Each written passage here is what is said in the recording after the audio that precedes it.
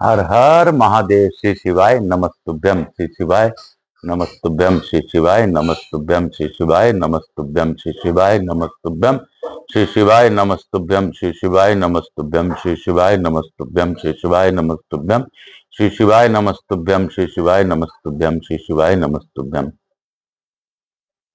आप सबों को वंदन करते हुए प्रथम पूज्य देव गणपति गणेश जी महाराज का आह्वान करता हूं तथा उनसे का प्रथम पूजा करते हुए उनसे अनुरोध करता हूं कि इस गौर बिंदोरा का आसन ग्रहण करें, भावपूर्वक इस कथा स्थल पर पधार कर आवाज समझ देवी देवताओं को आने का मार्ग दे और हमारी बातें उन तक पहुंचाने कर उनसे आशीर्वाद दिलवाने का हमारी सहायता करें।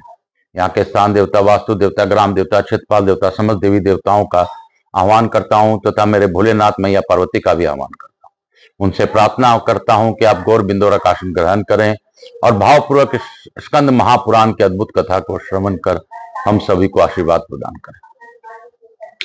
मैं अपने भोलेनाथ से यह भी प्रार्थना करता हूं कि जो आज अद्भुत प्रसंग कार्तिक मास खंड में हम लोग प्रवेश करेंगे, इन सभी से को कार्तिक मास के श्रवण का लाभ मिले और आज षष्ठी तिथि है, सभी के पितरों को आगे की गति प्रदान करें।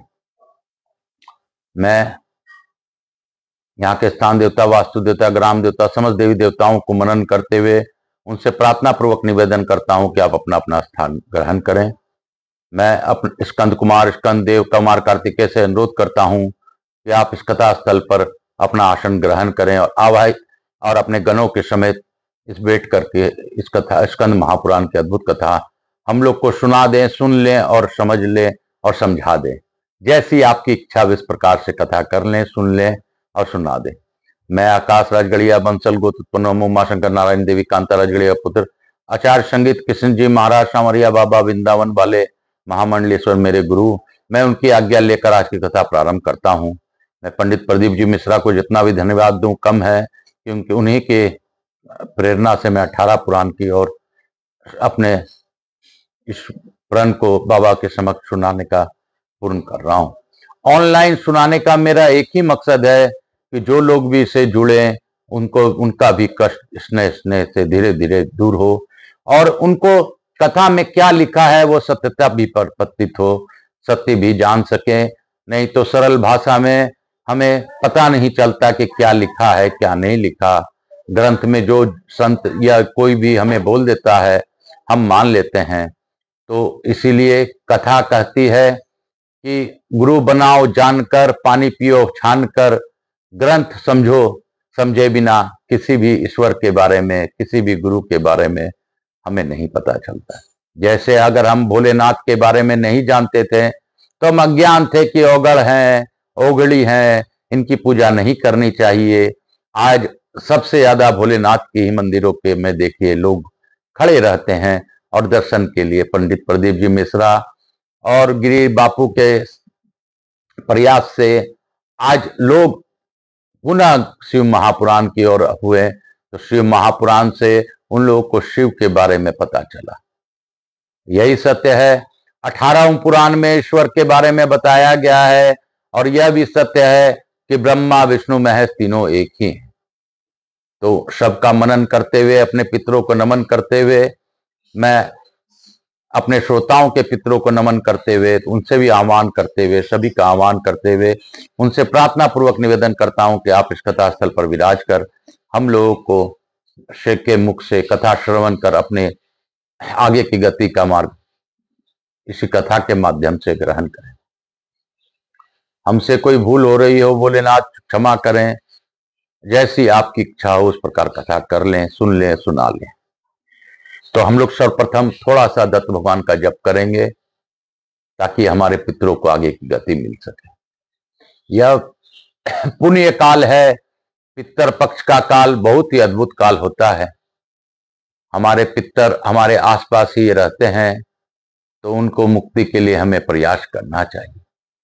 श्री गुरुदेव दत्त, श्री गुरुदेव दत्त, श्री गुरुदेव दत्त, श्री गुरुदेव दत्त, श्री गुरुदेव दत्त, श्री गुरुदेव दत्त, श्री गुरुदेव दत्त, श्री गुरुदेव दत्त, श्री गुरुदेव दत्त, श्री गुरुदेव दत्त, श्री गुरुदेव दत्त, श्री गुरुदेव दत्त, श्री गुरुदेव दत्त, श्री गुरुदेव दत्त, श्री गुरुदेव दत्त, श्री गुरुदेव दत्त, श्री गुरुदेव दत्त, श्री गुरुदेव दत्त, श्री गुरुदेव दत्त। दत्तात्रेय भगवान को नमन करते हुए आज की कथा हम लोग आगे की ओर ले जाएंगे। काशी काशी शिव काशी मोक्ष नगरी काशी की जय। कल हम लोगों ने बद्री का आश्रम खंड को पूर्ण किया था। कल हम लोगों ने जाना था कि जिन घरों में इस महात्म का पाठ होता है वहां आदि व्याधि का घोर भय, दरिद्रता और कलह ये कभी नहीं होते हैं। बोलो शंकर भगवान की जय, बोलो मेरे बद्री का आश्रम की जय, बोलो बद्रीनाथ की जय। अब आज हम लोग कार्तिक मास महात्म्य में प्रवेश करेंगे। बोलो कार्तिक देव की जय, स्कंद कुमार की जय, बोलो मुर्गन भगवान की जय। काल हर दुखर दारिदर कष्टर हर हर महादेव।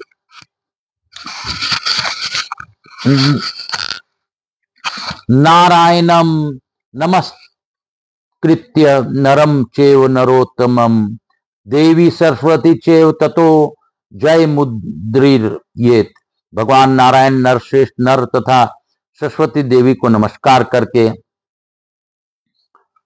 जय स्वरूप इतिहास पुराण पाठ करना चाहिए। ऋषि बोले सूत जी हम लोग कार्तिक मास का महत्व सुनना चाहते हैं। सूत जी बोले ऋषियों तुमने मुझसे जो प्रश्न किया है उसी को ब्रह्मपुत्र नारद जी ने जगत गुरु ब्रह्मा से इस प्रकार पूछा था। पितामह मासों में सबसे सर्वश्रेष्ठ मास, देवताओं में सर्वोत्तम देवता और तीर्थों में विशेष तीर्थ कौन है यह बतलाइए। ब्रह्मा जी बोले मासों में कार्तिक, देवताओं में भगवान विष्णु और तीर्थों में नारायण तीर्थ बद्री का आश्रम श्रेष्ठ है। ये तीनों कलयुग में अत्यंत दुर्लभ हैं। इतना कहकर ब्रह्मा जी ने भगवान राधा कृष्ण का स्मरण किया और पुनः नारद जी से कहा बेटा तुमने समस्त लोगों का उद्धार करने के लिए यह बात बहुत अच्छा प्रश्न किया है। मैं कार्तिक का महत्व कहता हूँ। कार्तिक मास भगवान विष्णु को सदा ही प्रिय है। कार्तिक में भगवान विष्णु के उद्देश्य से जो कुछ पुण्य किया जाता है उसका नाश में नहीं देखता। नारद यह मनुष्य योनि दुर्लभ है, इसे पाकर मनुष्य अपने को इस प्रकार रखे कि उसे पुनः नीचे न गिरना पड़े। कार्तिक सब मासों में उत्तम है। यह पुण्यमय वस्तुओं में सबसे अधिक पुण्यमय और पावन पदार्थों में सबसे अधिक पावन है। इस महीने में 3300 देवता मनुष्य के सन्निकट हो जाते हैं और इसमें किए हुए स्नान, दान, भोजन, व्रत, तिल, धेनु, स्वर्ण, रजत, भूमि, वस्त्र आदि के दानों को विधि पूर्वक ग्रहण करते हैं। कार्तिक में जो कुछ दिया जाता है, जो भी तप किया जाता है उसे सर्वशक्तिमान भगवान विष्णु ने अक्षय फल देने वाला बतलाया है। भगवान विष्णु के उद्देश्य से मनुष्य कार्तिक में जो कुछ दान देता है उसे वह अक्षय रूप में प्राप्त करता है। उस समय अन्न दान का महत्व अधिक है, उससे पापों का सर्वथा नाश हो जाता है। जो कार्तिक मास प्राप्त हुआ देख प्राय अन्न को सर्वथा त्याग देता है वह अति कृच्छ यज्ञ का फल प्राप्त करता है। कार्तिक मास के समान कोई मास नहीं, सतयुग के समान कोई युग नहीं, वेदों के समान कोई शास्त्र नहीं और गंगा जी के समान दूसरा कोई तीर्थ नहीं है।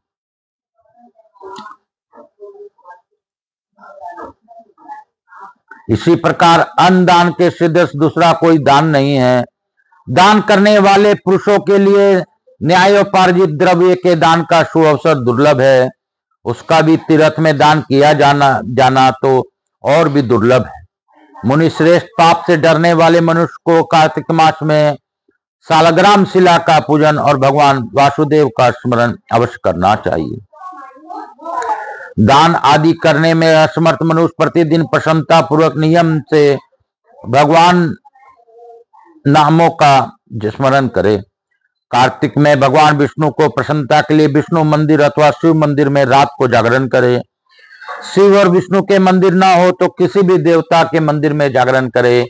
यदि दुर्गम वन में स्थित हो तो या विपत्ति में पड़ा हो तो पीपल के वृक्ष के जड़ में अथवा तुलसी के वनों में जागरण करे। भगवान विष्णु के समय उन्हीं के नामों और लीला कथाओं का गायन करे। यदि आपत्ति में पड़ा हुआ मनुष्य कहीं अधिक जल न पावे अथवा रोगी होने के कारण जल में स्नान न कर सके तो भगवान के नाम से मार्जन मात्र कर ले। व्रत में स्थित हुआ पुरुष यदि उद्यापन की विधि करने में असमर्थ हो तो व्रत की समाप्ति के बाद उसकी पूर्णता के लिए केवल ब्राह्मणों को भोजन करावे। जो है स्वयं दीपदान करने में असमर्थ हो वह दूसरे के बुझे हुए दीप को जला दे अथवा हवा आदि से यत्न पूर्वक उसकी रक्षा करे। भगवान विष्णु की पूजा न हो सके पर तुलसी अथवा आंवले का भगवत बुद्धि से पूजन करे। मन ही मन भगवान विष्णु के नामों का निरंतर कीर्तन करता रहे। गुरु के आदेश देने पर उनके वचन का कभी उल्लंघन न करे। यदि अपने ऊपर दुख आदि आ पड़े तो गुरु की शरण में जाए। गुरु की प्रसन्नता से मनुष्य सब कुछ प्राप्त कर लेता है। परम बुद्धिमान कपिल और महातेजस्वी तपस्वी सुमित भी अपने गुरु गौतम की सेवा में अमर तत्व को प्राप्त हुए हैं। इसलिए विष्णु भक्त पुरुष कार्तिक में सब प्रकार से प्रयत्न करके गुरु की सेवा करे। ऐसा करने से उसे मोक्ष की प्राप्ति होती है। सब दानों से बढ़कर कन्यादान है, उससे अधिक विद्यादान है। विद्यादान से भी गौदान का महत्व अधिक है। गौदान से भी बढ़कर अन्न दान है, क्योंकि यह समस्त संसार अन्न के आधार पर ही जीवित रहता है। इसलिए कार्तिक में अन्न दान अवश्य करना चाहिए। कार्तिक में नियम का पालन करने पर अवश्य भगवान विष्णु का सारूप्य एवं मोक्षदायक पद प्राप्त होता है। कार्तिक में ब्राह्मण पत्नी पत्नी को भोजन कराना चाहिए। चंदन से उनका पूजन करना चाहिए। अनेक प्रकार के वस्त्र रत्न और कंबल देने चाहिए। ओढ़ने के साथ ही रुईदार बिछावन जूता और छाता भी दान करने चाहिए। कार्तिक में भूमि पर शयन करने वाला मनुष्य युग युग के पाप का नाश कर डालता है। जो कार्तिक मास में भगवान विष्णु के आगे अरुणोदय काल में जागरण करता है और नदी में स्नान, भगवान विष्णु की कथा का श्रवण, वैष्णवों का दर्शन तथा नित्य प्रति भगवान विष्णु का पूजन करता है, उसके पितरों को नरक से उद्धार हो जाता है। और जिन लोगों ने भक्ति पूर्वक भगवान विष्णु का पूजन नहीं किया वे इस कलयुग की कंदरा में गिरकर नष्ट हो गए, लुट गए। जो मनुष्य कमल के एक फूल से देवताओं के स्वामी भगवान कमलापति की पूजा करता है वह करोड़ों जन्मों के पापों का नाश कर डालता है। मुनि श्रेष्ठ जो कार्तिक में 1,00,000 तुलसी दल चढ़ाकर भगवान विष्णु की पूजा करता है वह एक एक दल पर मुक्ति दान करने का फल प्राप्त करता है। जो भगवान के श्रीअंगों से उतारी हुई प्रसाद स्वरूपा तुलसी को मुख में, मस्तक पर और शरीर में धारण करता है तथा भगवान के निर्माल्य से अपने अंगों का मार्जन करता है वह मनुष्य संपूर्ण रोगों और पापों से मुक्त हो जाता है। भगवत पूजन संबंधी प्रसाद स्वरूप संग का जल, भगवान की भक्ति, निर्माल्य, पुष्प आदि, चरणोदक, चंदन और धूप ब्रह्म हत्या का नाश करने वाले हैं। नारद कार्तिक मास में प्रातःकाल स्नान करें और प्रतिदिन अपनी शक्ति के अनुसार ब्राह्मणों को अन्न दान दे, क्योंकि सब दानों में अन्न दान की सबसे बढ़कर ही अन्न से ही मनुष्य जन्म लेता है और अन्न से भी बढ़ता है। अन्न को समस्त प्राणियों का प्राण माना गया है। अन्न दान करने वाला पुरुष संसार को सब कुछ देने वाला और संपूर्ण यज्ञों का अनुष्ठान करने वाला है। पूर्व काल में सत्यकेतु ब्राह्मण ने केवल अन्न दान से सब पुण्यों का फल पाकर परम दुर्लभ मोक्ष को भी प्राप्त कर लिया था। कार्तिक मास में अनेक प्रकार के दान देकर भी यदि मनुष्य भगवान का चिंतन नहीं करता तो वे दान उसे कभी पवित्र नहीं करते हैं। भगवान नाम स्मरणों की महिमा का वर्णन भी मैं भी नहीं कर सकता। गोविंद गोविंद हरे मुरारी, गोविंद गोविंद मुकुंद कृष्ण, गोविंद गोविंद रथा पाने,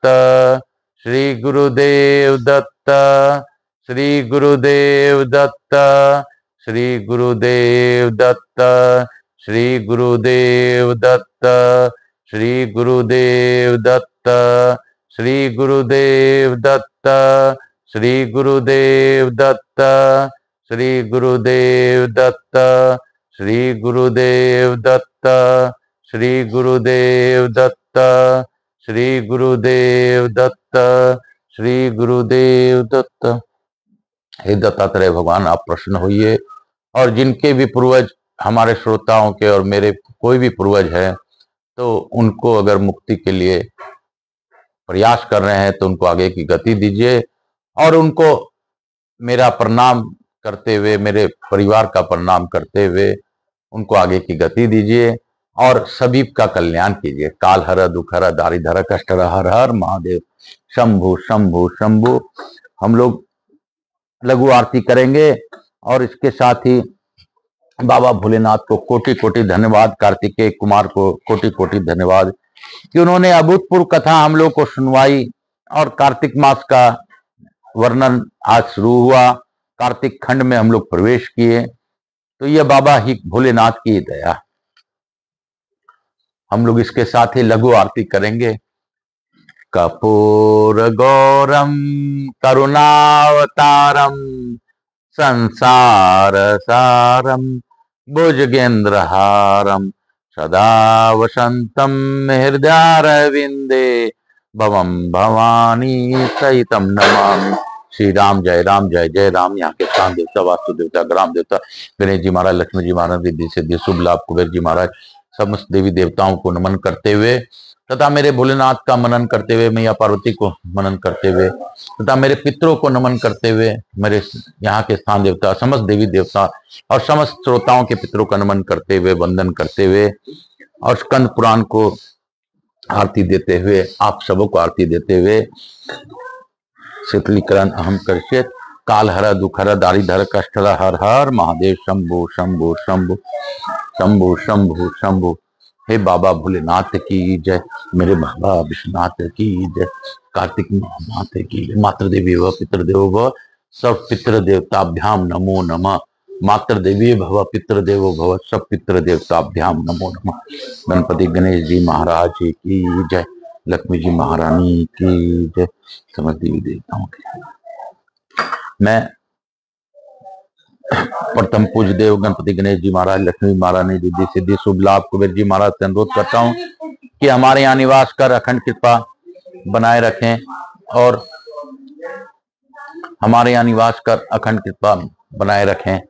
आवाज समस्त देवी देवताओं से अनुरोध करता हूँ, हम सभी लोगों को आशीर्वाद प्रदान कर अपने स्थान को गमन करें, पुनः बुलाने पर पधार का आशीर्वाद प्रदान करें। मैं अपने भोलेनाथ मैया पार्वती को भी धन्यवाद देता हूँ कि उन्होंने भावपूर्वक इस कथा का श्रवण किया, सभी पर अपनी कृपा बनाए रखे, पूर्वजों को मुक्ति दे। मैं कार्तिकेय कुमार, कार्तिकेय से कार्तिक मास का अद्भुत कथन सुनाने के लिए धन्यवाद देता हूँ। उन्होंने ही कृपा से हम लोगों ने आज कार्तिक मास का श्रवण किया। कार्तिक खंड में हम लोग प्रवेश किए हैं। बोलो शंकर भगवान की जय। काशी काशी शिव काशी, मोक्ष नगरी काशी की जय। हर हर महादेव। काल हर, दुख हर, दारिद्र कष्ट हर, हर हर महादेव। श्री गुरुदेव दत्त, श्री गुरुदेव दत्त, श्री गुरुदेव दत्त, श्री गुरुदेव दत्त, श्री गुरुदेव दत्त, श्री गुरुदेव दत्त, श्री गुरुदेव दत्त, श्री गुरुदेव दत्त,